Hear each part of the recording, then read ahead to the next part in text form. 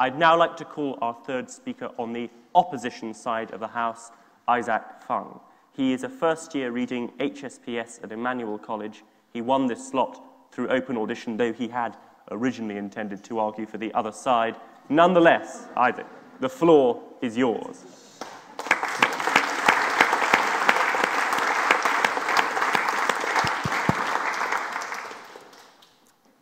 Thank you very much. 2 days ago, I was writing an essay on 18th century Georgian Britain, and now I find myself in a debate talking about classical Athens and Sparta, so needless to say, I feel rather unprepared. 3 points for you today.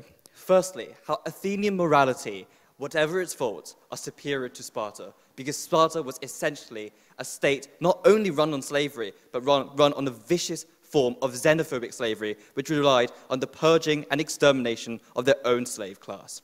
Secondly, Athens' contribution to Western civilization, both firstly in culture and secondly in warfare, which is often neglected under the halo of Sparta's great achievement at Thermopylae. Finally, I'm going to talk about the political institutions of Athens compared to Sparta. Whereas Athens thrived as a commercial and maritime empire, Sparta simply withered into meaninglessness and irrelevance. My first point, on Athenian morality being superior to Sparta. Needless to say, eugenics is a massive part of the Spartan regime. If you're a boy or a girl, you're very lucky if you get to survive and if you're deemed healthy enough. Sadly, if you were deemed unhealthy, you were simply left on a mountainside, left exposed to the elements, and they simply waited for you to die. It is no wonder, as my friend here has so aptly said, Hitler supported Sparta, calling it the first example of a volkish state in history. Second, and perhaps the more important point, is the point of slavery. Now, every Greek city-state has slavery, right? That isn't in dispute. But Sparta's form of slavery is uniquely terrible and uniquely exploitative. The founding myth of Sparta begins with Heracles conquering what is now known as Sparta and gifting the land to his descendants, Eurysthenes and Procles.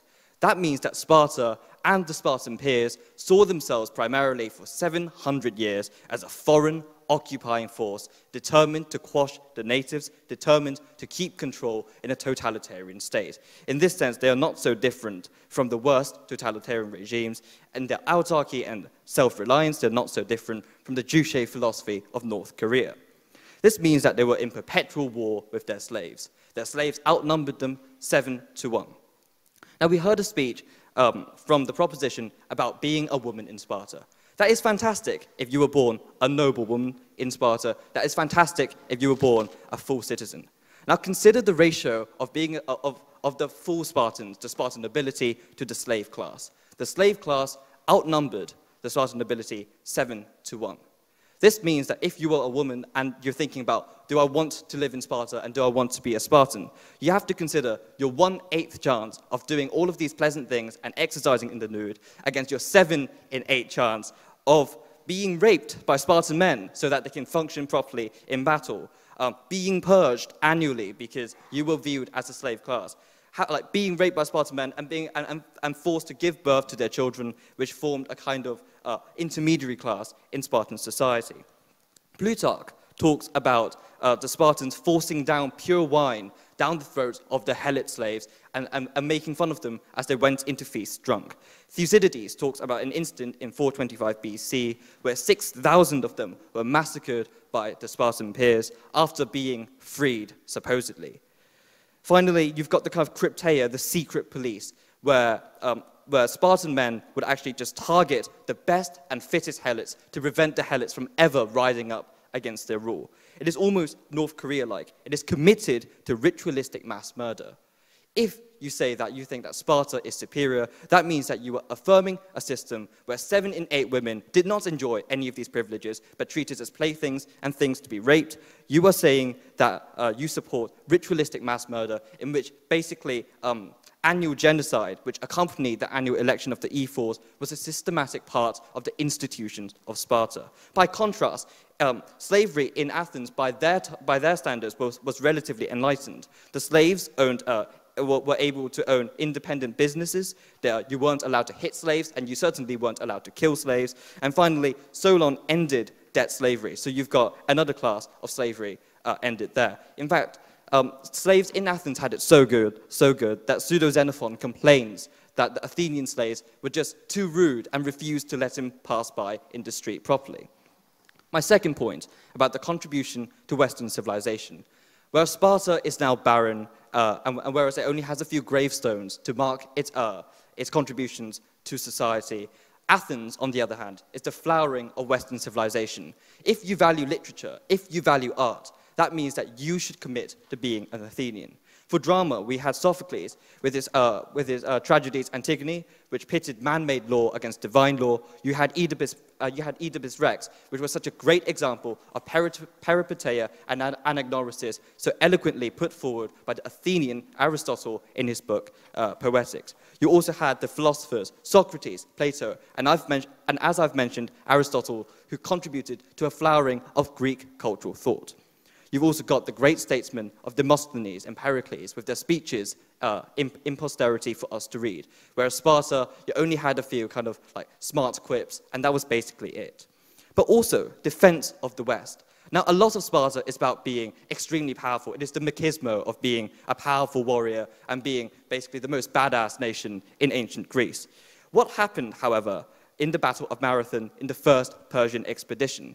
When Miltiades, the Athenian leader of the Athenian forces, went off the Marathon to push and repel the Persian forces, and Athens asked Sparta for help, what was Sparta's excuse for not turning up?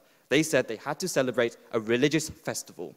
So in one of the most important battles in Western history, as Athens and its allies pushed and repelled all of these Persians back into the sea where they came from, Sparta was basically busy at home, feasting and enjoying themselves. This completely demolishes the idea that Athens is incapable of military prowess.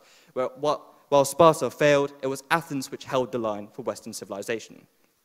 This leads me to my final point, political institutions and how Sparta withered away into nothingness. Now, Sparta, at the best of times, was a calcified, decaying, and atrophic oligarchy, and in times of war, it was an absolute monarchy. Look at how they make their laws. You've got the Gerousia, which is basically 30 old men deciding whether to veto legislation. It is no wonder that they had no reforms passed. They talk about women inheriting things. Although this is fantastic by modern standards, let us consider what it actually meant for ordinary Spartans at the time. Women inherited, men died, and the property of men passed over to women. That meant that women gathered more and more power, and they essentially became an oligarchy which held all of the wealth with an extremely unequal distribution of wealth. If you were a helot, or if you were simply an unfortunate Spartan, you were excluded out of the political process, de jure or de facto, because of your status.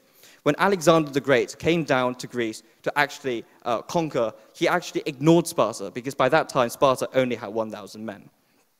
I would like to end on a final point.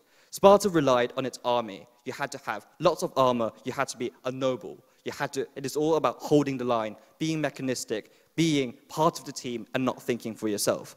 Athens, however, was dominated by the navy. In the navy, it was boldness and individual enterprise which actually allowed them to be victorious. It was commoners rowing the boat, not the nobility of Athens. This means that while Athens was a cultural power and a power which gave power to the people, Sparta was a slave state which was hell-bent on autocracy, which was hell-bent on oligarchy, which was hell-bent on seeing itself slide into oblivion. Thank you.